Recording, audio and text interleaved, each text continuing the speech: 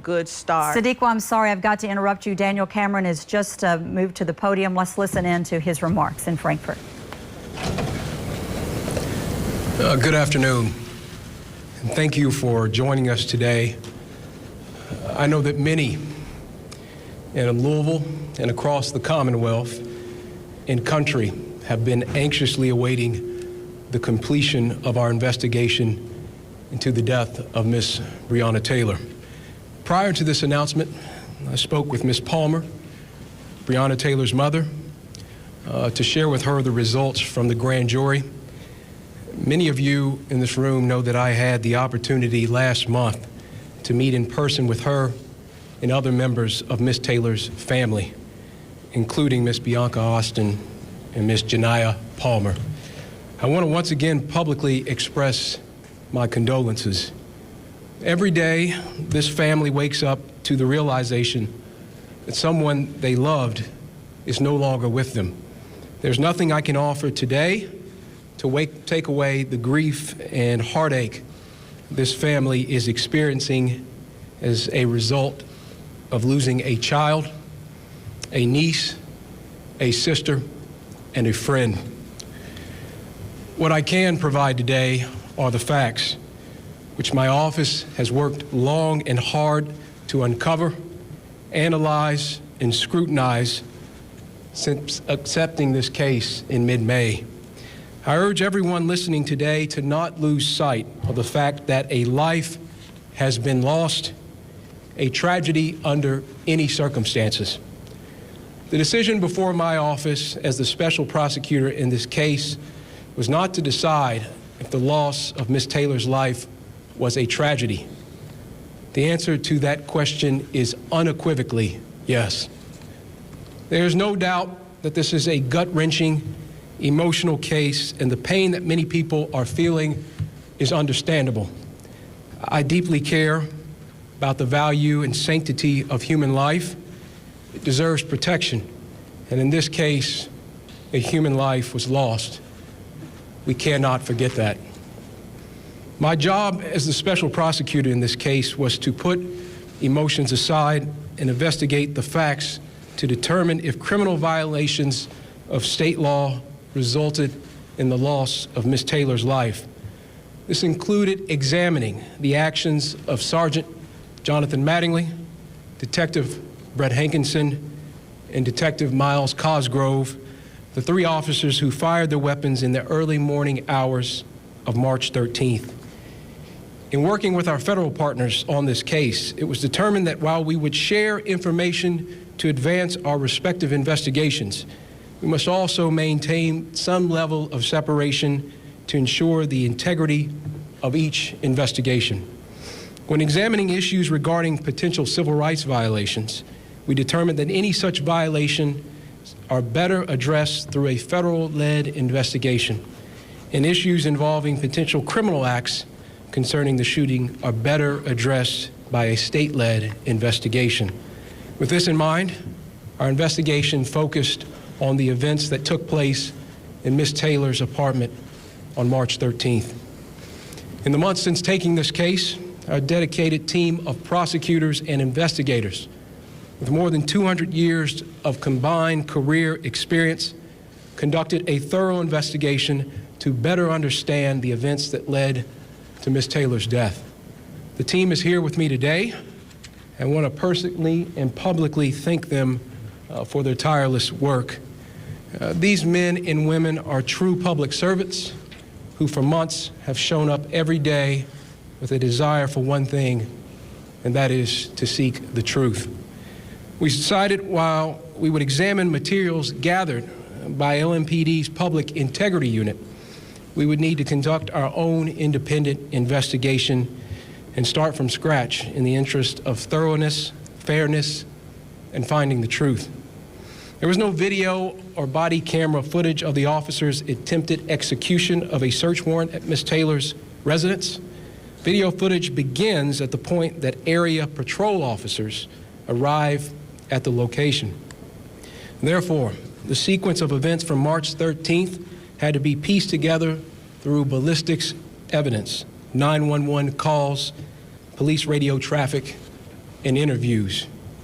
We utilized information from the Kentucky State Police, local medical examiners, as well as working with the FBI Crime Lab in Quantico to secure a trajectory analysis and ballistics report. Our team conducted interviews in this case and spent thousands of hours examining all of the available evidence. We concluded our last interview in this case this past Friday and began our grand jury presentation on Monday. As long as the case is making its way through our legal system, I can only speak in general terms about our independent investigation and findings. As the prosecutor, I am prohibited by the Kentucky Rules of Professional Conduct from making public comments that could in any way prejudice this case as it moves forward. Each state has different rules about what prosecutors can and cannot say. The Kentucky rules are clear that I'm prohibited from making comments that could sway public opinion or heighten public condemnation of those involved in the case. These are crucial rules to ensure due process under the Constitution. When prosecutors prematurely release information about the case to the public, it can risk justice by poisoning the jury pool, violating the accused's rights to a fair trial, and even jeopardizing the final verdict. The success of our legal system is predicated on the principle that the accused is innocent until proven guilty. Despite passions, opinions, and desire for every detail to be known, the rule of law must apply. Justice must be done. In the early morning hours of March 13th, officers from LMPD executed a search warrant at 3003 Springfield Drive, apartment 4. This was Miss Breonna Taylor's residence. The officers were advised by superiors to knock and announce their presence in serving this specific search warrant. The scope of our investigation did not include the obtainment of that warrant by LMPD's Criminal Interdiction Division. Federal law enforcement partners are conducting that investigation. Sergeant Mattingly and Detectives Cosgrove and Hankinson had no known involvement in the preceding investigation or obtainment of the search warrant. They were called into duty as extra personnel to effectuate the service of the search warrant. They only had information conveyed to them during their prior briefing. Evidence shows that officers both knocked and announced their presence at the apartment. The officers' statements about their announcement are corroborated by an independent witness who was near in proximity to apartment 4. In other words, the warrant was not served as a no-knock warrant. When officers were unable to get anyone to answer or open the door to apartment 4, the decision was made to breach the door. After breaching the door, Sergeant Mattingly was the first and only officer to enter the residence. Sergeant Mattingly identified two individuals standing beside one another at the end of the hall, a male and a female. In his statement, he says that the male was holding a gun, arms extended in a shooting stance.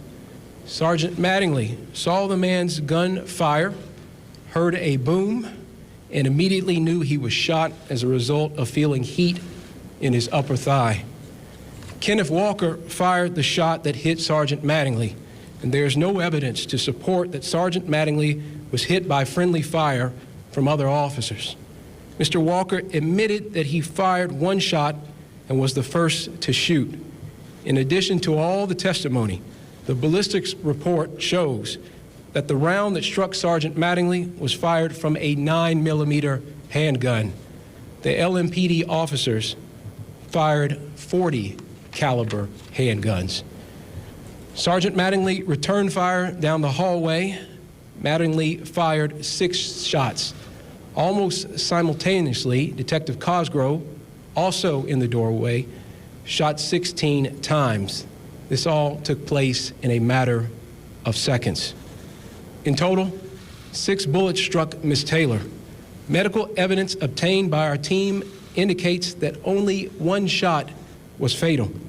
Further medical evidence shows that Ms. Taylor would have died from the fatal shot within a few seconds to 2 minutes after being struck. Detective Hankinson fired his weapon 10 times, including from an outside sliding glass door and through a bedroom window. Some bullets traveled through apartment 4 and into apartment 3 before some exited that apartment. At the time, 3 residents of apartment 3 were at home, including a male, a pregnant female, and a child. There is no conclusive evidence that any bullets fired from Detective Hankinson's weapon struck Ms. Taylor.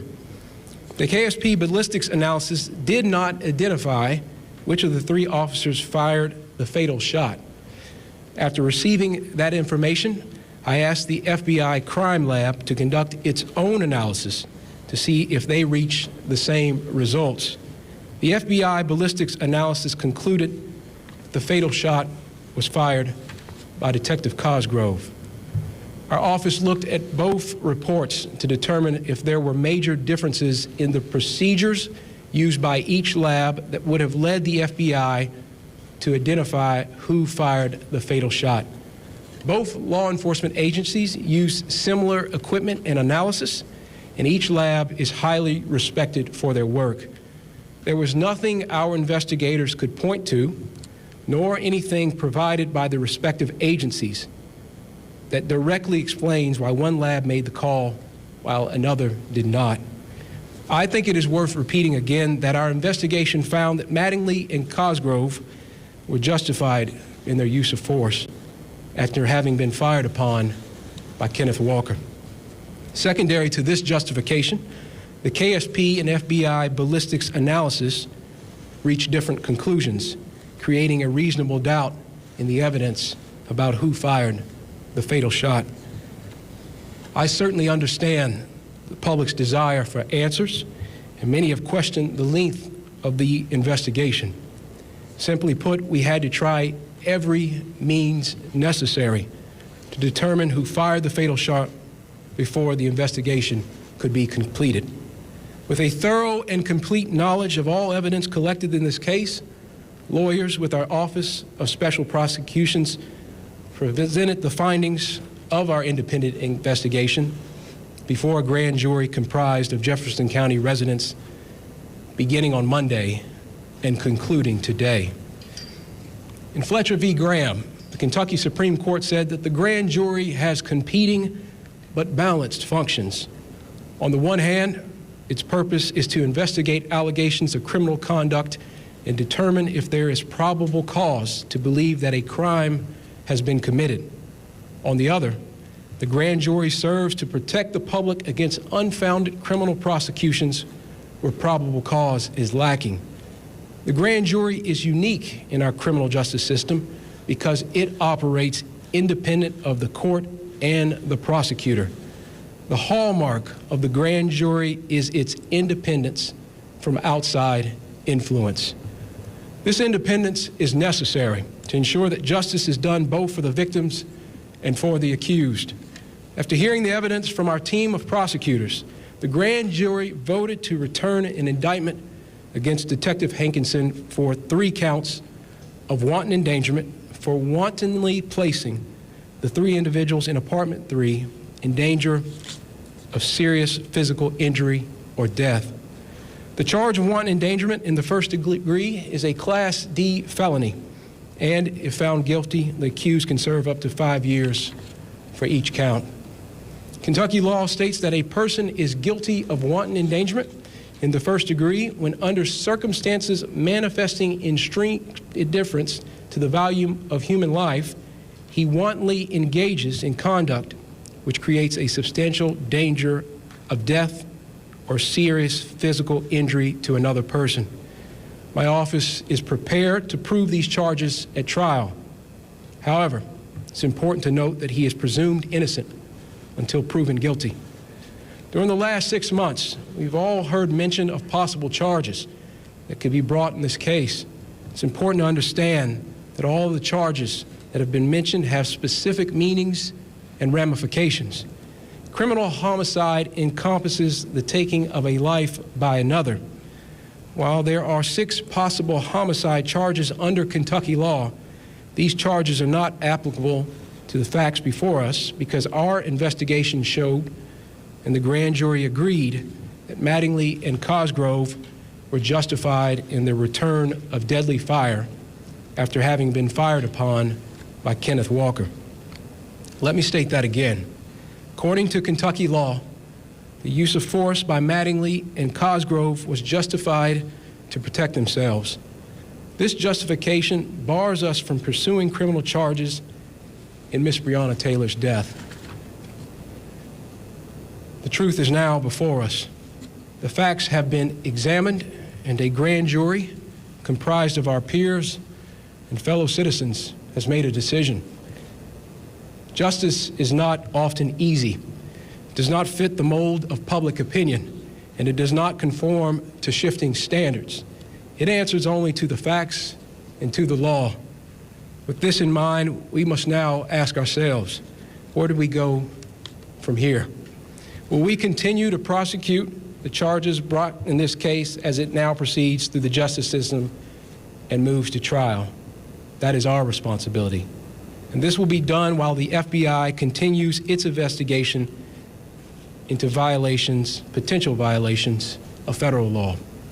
I know that not everyone will be satisfied with the charges we've reported today. My team set out to investigate the circumstances surrounding Ms. Taylor's death. We did it with a singular goal in mind, pursuing the truth. Kentuckians deserve no less. The city of Louisville deserves no less. Every person has an idea of what they think justice is. My role as special prosecutor in this case is to set aside everything in pursuit of the truth. My job is to present the facts to the grand jury, and the grand jury then applies those facts to the law. If we simply act on emotion or outrage, there is no justice. Mob justice is not justice. Justice sought by violence is not justice. It just becomes revenge. And in our system, criminal justice isn't the quest for revenge. It's the quest for truth, evidence, and facts, and the use of that truth as we fairly apply our laws.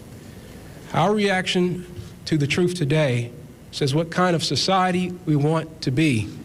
Do we really want the truth, or do we want a truth that fits our narrative?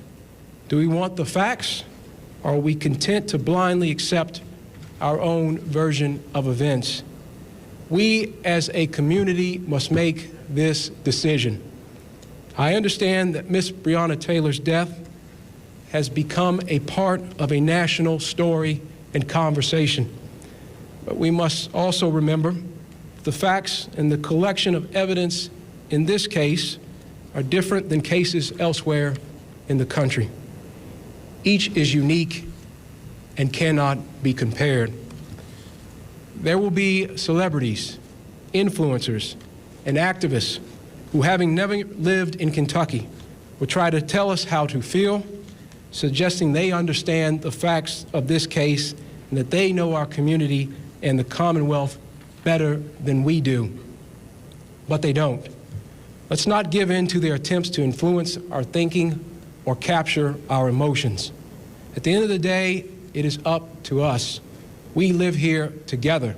We work here and raise our families here together. I urge those protesting on the streets to remember this.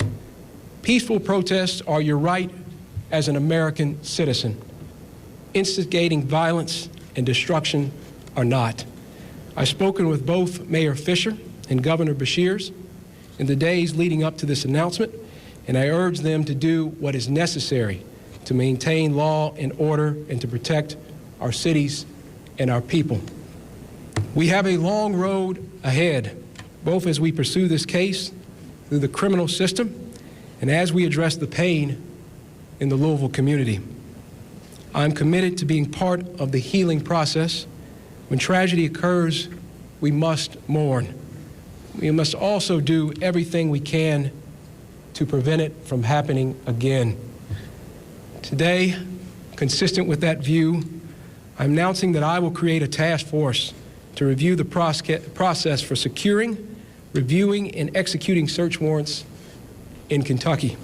The task force will consist of a variety of stakeholders, including citizens, members from the law enforcement community, representatives from the judiciary, defense attorneys, and elected leaders.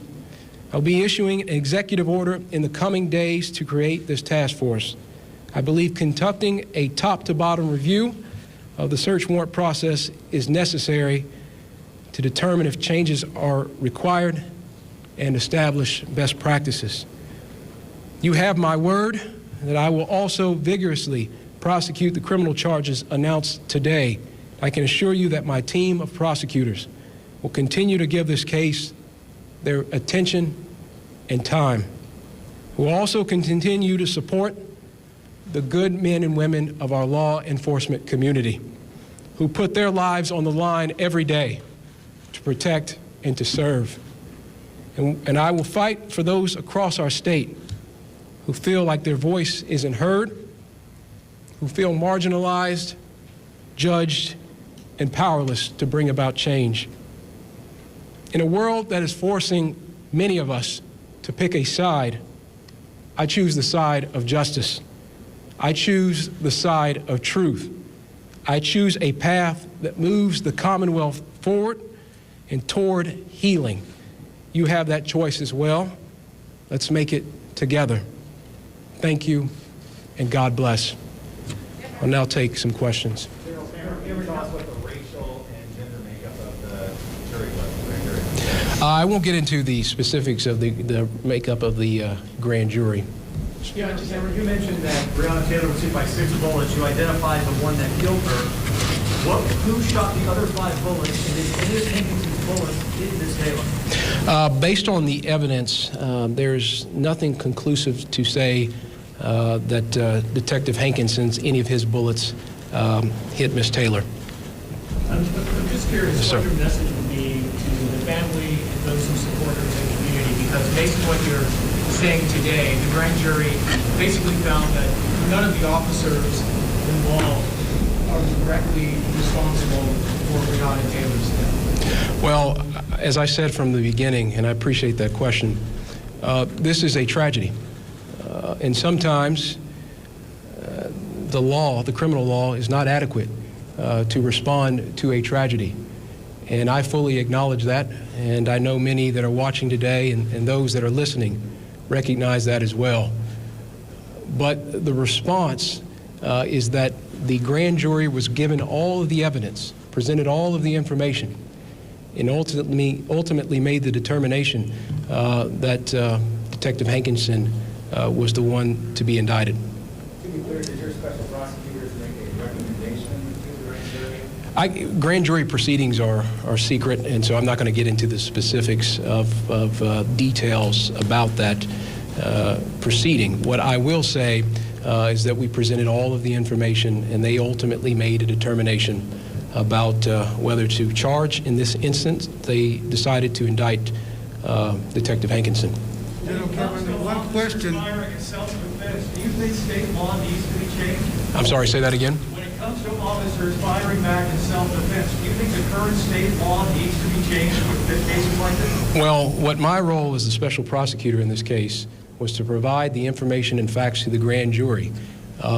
Detective Cosgrove and Sergeant Mattingly were justified in returning fire because they were fired upon. I'll leave it to others to make determinations.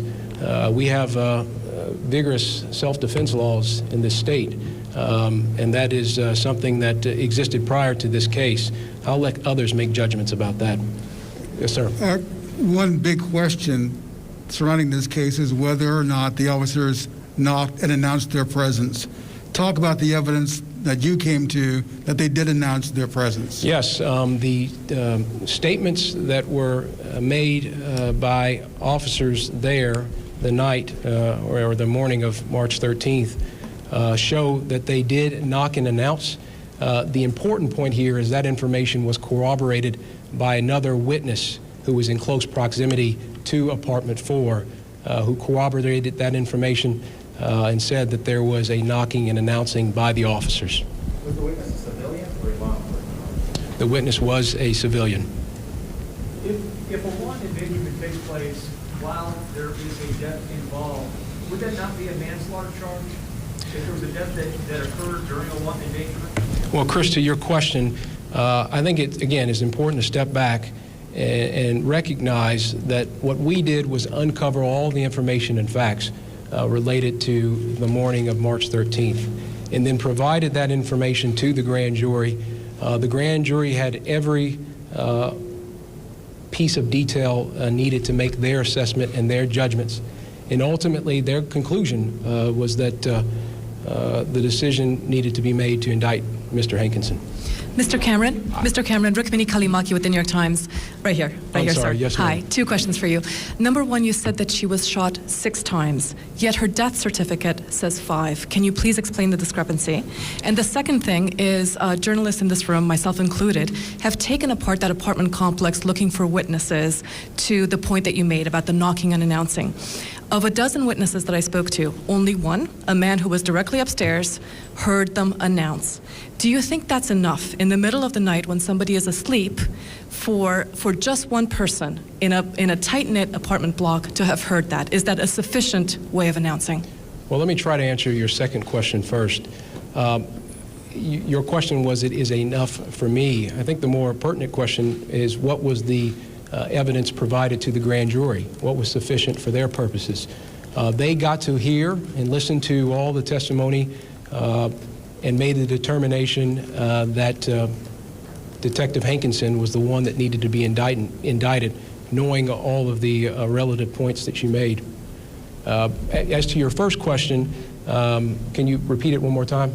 Her death certificate. Her 5. death certificate says 5, and yet you are saying 6. Today is the first time I'm hearing 6. Yes. So there is a bullet that was lodged, and bullet might be too generous a term. There was an object that was lodged into one of her feet, and so that is what is being referred to as the 6th, I guess, projectile. Are you going to release the full? Joe? Are you going to release the full grand jury report? Can you say that one more time? Are you going to release the full grand jury report? Well, I am right now, because there is a pending indictment. I think it is our practice, and because there is an ongoing FBI investigation, to revisit that question. But at this point, I don't think it's appropriate for us to release any information. And just for clarification, you said that Hankinson fired 10 times from the outside into apartment 4 and into apartment 3, with no conclusive evidence any of those shots hit Taylor. Can you expand on that just a little bit more? Well, that is what the evidence shows, is that there was nothing conclusive to demonstrate that any of his bullets hit. Would that leave the door open for the fact that maybe one of the shots did hit her? Or Well, again, all the evidence was given to the grand jury, and they made the decision that wanton endangerment was the charge to file or to indict against Mr. Hankinson. Okay, and thank you. Yes, Wendy.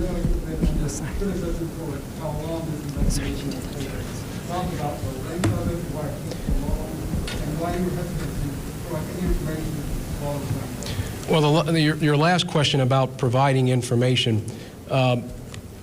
In any investigation, criminal investigation, the best practice, and this is whether on the state or federal level, is to not make too many specific comments about the investigation because you do not want to compromise that investigation. There are also ethical considerations as investigators and prosecutors that we're responsible to abide by as well. Some of those obligations continue now because we have a responsibility to pursue the prosecution against Detective Hankinson.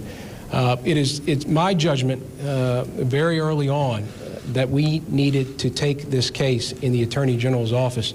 As you know, the Commonwealth's attorney was conflicted out of this case because of another matter that he was pursuing. I could have farmed the case out to another Commonwealth's attorney in one of our 120 counties. Instead, I did not do that because the resources that we have to bring to bear and the relationships that we have with our federal partners, in my judgment, were needed to uncover the truth in this case.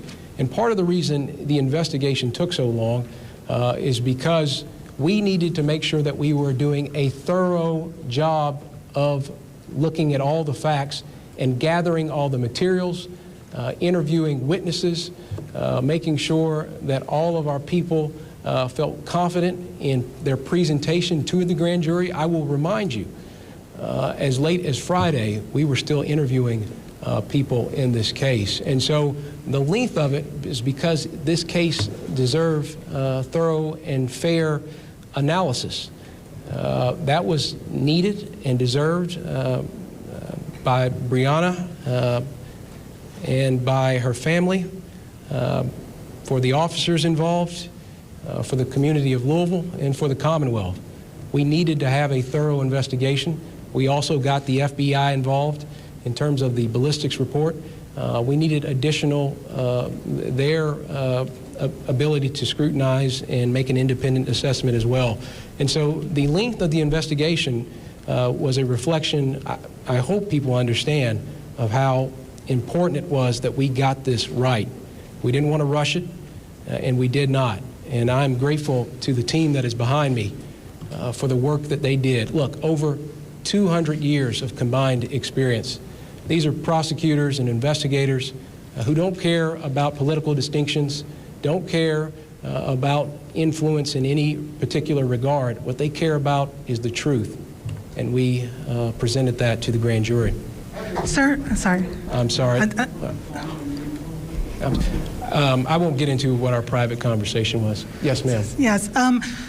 What do you say to people who say this is just another example of the black community not getting full justice? And what specifically do you plan to do to calm a community that's long been hurting? And do you understand that anger that people might feel? I certainly understand the pain that has been brought about by the tragic loss of Ms. Taylor. I understand that as a Attorney General who is responsible for all 120 counties in terms of being the chief legal officer, the chief law enforcement officer. I understand that. I understand that as a black man, how painful this is. And which is why it was so incredibly important for make sure that we did everything we possibly could to uncover every fact. And I know, look, this team, myself, the members of the representatives of the Attorney General's office have taken a lot of criticism and scrutiny. But that scrutiny in many ways was misplaced because there was not a day that people in this office didn't go to sleep thinking about this case, and it wasn't a day where the first thing on our minds is getting to the truth in this case. And obviously, again, the criminal law is not meant to respond to every sorrow and grief, and that is true here. But my heart breaks for the loss of Ms. Taylor, and I've said that repeatedly. My mother, if something was to happen to me,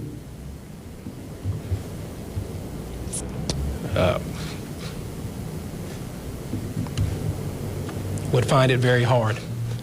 And I've seen that pain on Ms. Palmer's face. I've seen that pain in the community. And what our responsibility in the AG's office was to make sure that we uncovered every fact, that we utilized every resource that we could bring to bear to uncover the facts and the truth, and that's ultimately what we presented to the grand jury. On the question of what I'm going to do, I've talked to partners in the community about helping to be a constructive member of any conversations moving forward. I recognize in my remarks, I mentioned the fact that we'll be establishing a task force in the coming days ahead to look at best practices for warrants. So there is a lot that I can do in this platform to help. Okay, sir, this is Maria Sacchetti with the Washington Post. Just had a couple of quick questions, I please. hear your voice. Okay, Hi, yes, ma'am. sorry, over No, here in that's the okay. back. Just wanted to double check. Did the grand jury ever consider the charges of manslaughter, reckless homicide? And if not, could you please explain why? And do you anticipate any other charges in this case? I apologize. Could you say that a little louder? Sure. I think I got... Sure.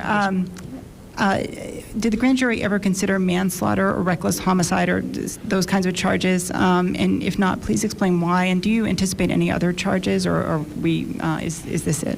I won't get into the specifics again of the proceedings themselves are secret, but what I will say is that our team walked them through every homicide offense and also presented all of the information that was available to the grand jury, and then the grand jury was ultimately the one that made the decision about indicting Detective Hankinson for wanton endangerment.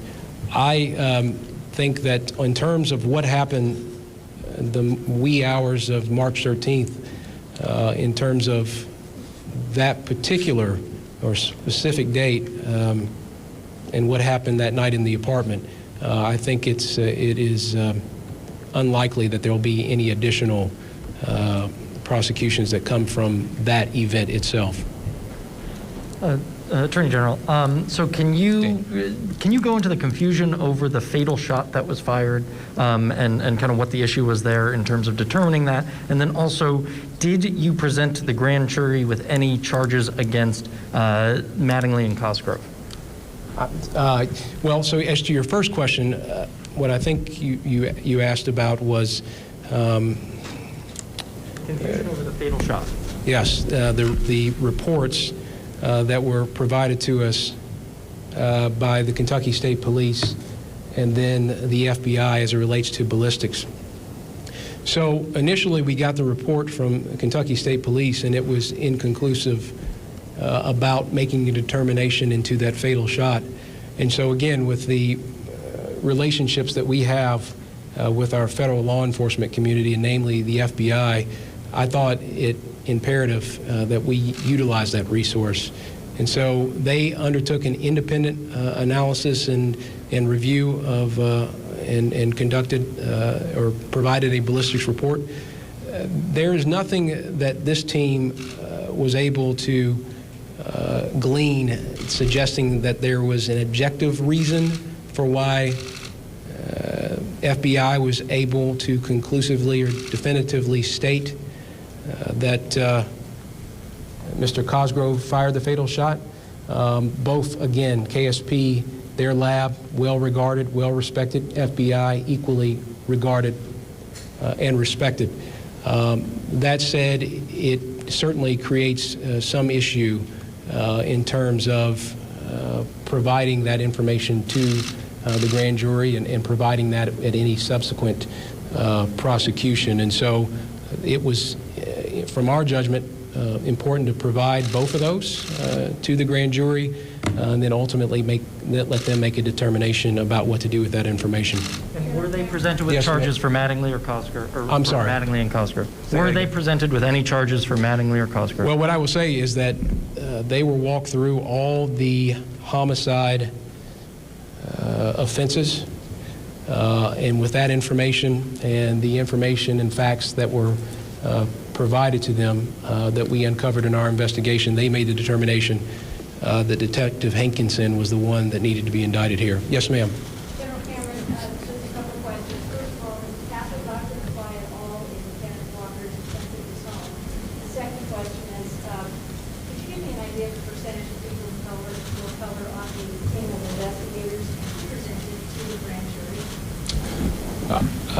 So what I will say is there's obviously I don't want to get into the proceedings related to Mr. Walker. That's a separate, so I'm not going to have any comment on that. This team behind me presented to the grand jury. And your other question was about the racial makeup of... Percentage of color of folks who are on the investigative team? Well, I'm black, and I speak for the entire department. And I hope that will satisfy that question. Yes, ma'am.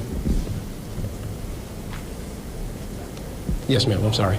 Nicole Barlow with the Commission on Energy in America. I know that you said the investigation has obviously taken months and it was presented to the grand jury Monday. Can you tell us, when did the grand jury how long did they deliberate? Did they begin on Monday or did they begin Tuesday? And that was of this week, correct? The grand jury was presented with the information today. I won't get into the specifics of when they began their deliberations, but I will say that they started early Monday and concluded sometime before noon. And so they heard everything they needed to hear. We didn't withhold anything from them. And I hope that satisfies your question. Okay. General, can you tell me a little bit more about this task force? You know, Senate President Stivers and Representative Scott are introducing warrant bills for the next legislative session. Are they going to be on this task force perchance? And will you be taking some of the information from the bills they pre-file to work with on this? Well, I don't want to put, obviously, the cart before the horse, but I did mention in the remarks that we are certainly going to have elected leaders on this task force, and I imagine that some of the policy questions and some of the policy proposals that have already been put forward and have entered into the public conversation will be a part of this task force. But I want to make sure that people recognize that this task force is being established not to demonize any one side or any one department or agency. I think it's a healthy thing for the Attorney General from time to time to be a part of a conversation with all 120 counties. I'm not talking or singling out any county specifically, but with all 120 counties about best practices that can be utilized. I had a recent conversation with somebody that said there is always room for improvement. I think that's important in any industry, important in any job. And so as part of my role as the Attorney General, I certainly recognize the part I have to play in making sure that all of our systems in government are improved upon, whether it be because of a particular matter that occurred or because from time to time it's just the responsible thing to do. Did any of the officers ask? I'm sorry, Joe? Yeah. Did any of the officers ask to testify or present evidence to the grand jury, and were any allowed to? Well, what I'll say on that is, again, I don't want to get into the specifics, but testimony was heard by the grand jury of all sorts of witnesses and folks. And so, again, all relevant information was provided to the grand jury for them to make their assessment. Yes, sir. When you look at the analysis of the path of the bullets, how was it that Kenneth Walker, who fired the shot at the officers, was not hit, and Breonna Taylor was hit so many times? Well, that's part of the tragedy here. And again, I don't want to get into the specifics, but the fact that she was hit breaks my heart, and it breaks the collective heart of all the country. But I don't want to get, because we have now a open prosecution, I don't want to get too into the details of the trajectories themselves. Two follow-up questions. One, I understand that the names of grand jurors aren't released, but what rule or standard prevents you from releasing the racial and gender makeup of the grand jury? And number two, you've mentioned that Cosgrove fired the fatal shot, but could you clarify how many shots in all that hit Ms. Taylor were fired by Mattingly, and how many shots that hit Ms. Taylor were fired by Cosgrove? Well, as to the last question, inconclusive in terms of how many shots from each officer. We weren't able to identify with that level of specificity. As to the question about the makeup of the grand jury, we might be able to, I need to confirm on that front about.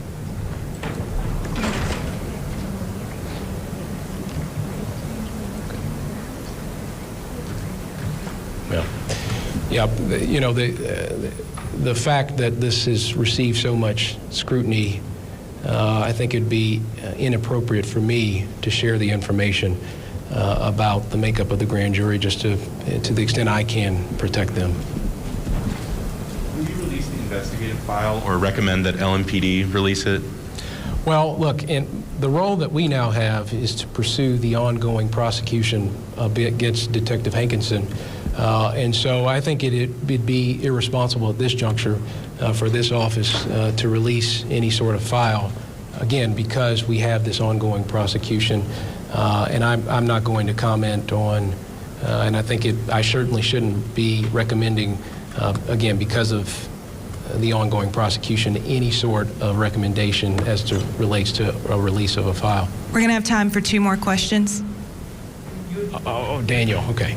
You advise that people not be influenced by outside people from other states. Does that diminish the actual name that people are seeing throughout the state? Well, I certainly don't think that whether it's the grand jury or our responsibility as the investigators or prosecutors, it's to find the truth. And so when folks from outside of the Commonwealth suggest or make their preferences or their opinions known, it should have no bearing on our role as prosecutor and as investigator and fact finder. Even with folks within the Commonwealth, again, this is a tragedy. I don't want to lose sight of that, but we do have a responsibility to look at the facts as they are, and we can't be in the business. I don't think we want a justice system that is in the business of fashioning facts or laws to a particular narrative. We have to be in the business of presenting the information to the grand jury and ultimately allowing them to make a decision about what to do subsequently. Last question. Yes, ma'am. Far in the back. I apologize. Actually, we'll take these last 2 here. Okay. So either one can start. Sorry. I apologize.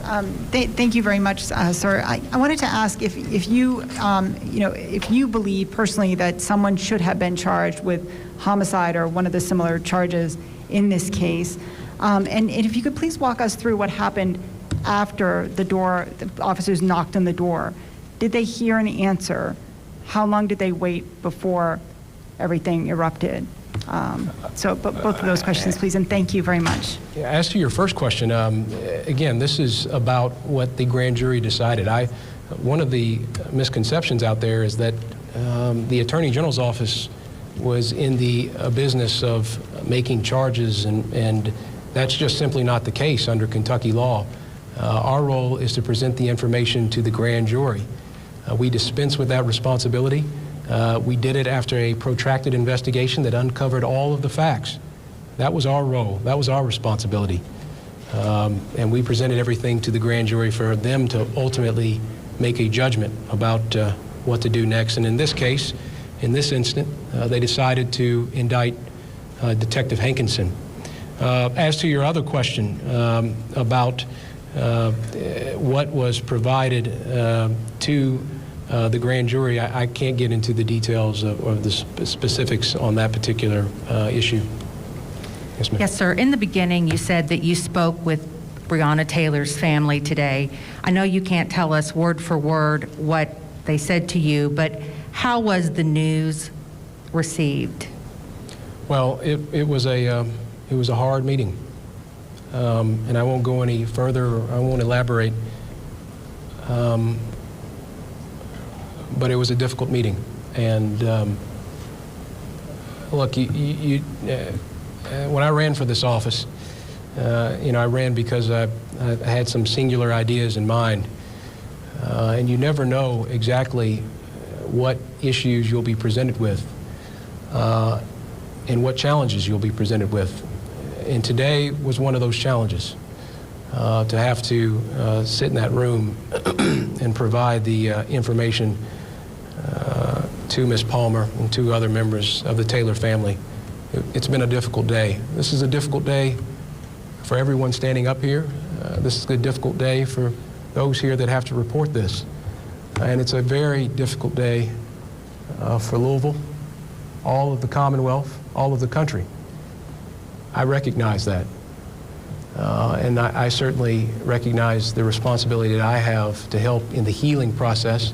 And as I noted in my remarks, I hope that those that are home watching, those that perhaps have ideas about being angry or pained by this decision, I hope we will respond in a manner that respects our First Amendment rights, but also respects our responsibility as the Bible talks about loving our neighbors, and that we can do so keeping Breonna Taylor's legacy in mind, but also in a way that respects our Louisville, our city, the city I live in, that respects all of our communities. So again, this is a hard day. I am under no illusion that it is not. And all I can offer is that our office uncovered every fact that was relevant to the wee hours, the morning hours of March 13th. We provided that information to the grand jury, and you all now, whether you're sitting here or whether you're at home, know the results of that process. And now we have the responsibility to prosecute that indictment, move forward in that matter. But all of us have a responsibility to work together, to find common ground, to find ways to love one another, and just be good neighbors. And so that's what I implore as you all report on this in a responsible manner. That's what I implore those that are watching on television, is that we all have the responsibility of coming together now. I hope that you will take that charge seriously. Our governor likes to talk about Team Kentucky, and I believe him earnestly in that charge. And I hope that that extends to the results that were issued here today, and I hope that extends to all of our neighbors in all of our communities. Thank you, and God bless.